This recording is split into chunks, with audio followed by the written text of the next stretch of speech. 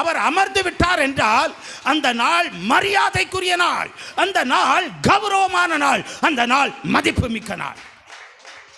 அப்ப இந்த நாளில் நீங்களும் நானும் என்ன செய்யணும்னா, வேற எதற்கும் மதிப்பும் கொடுக்க கூடாது, வேற எதற்கும் கௌரவமும் கொடுக்கக்கூடாது, வேற எதுக்கும் மரியாதையும் நினைச்சக்கூடாது.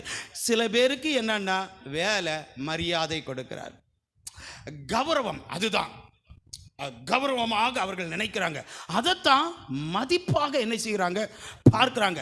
நீ உண்மையிலேயே ஆண்டவரை ஆராதிக்கக்கூடிய ஒரு நல்ல ஒரு விசுவாசியாக இருந்தன்னா இந்த நாளில் உனக்கு வேலை மரியாதையாக தெரியாது, இந்த நாளில் உன் வேலை உனக்கு கௌரவமாக தெரியாது, இந்த நாளில் உன் வேலையோ உன் குடும்பமோ உன் பிள்ளைகளோ உனக்குண்டான எதுவுமே உனக்கு மதிப்பாக தெரியாது.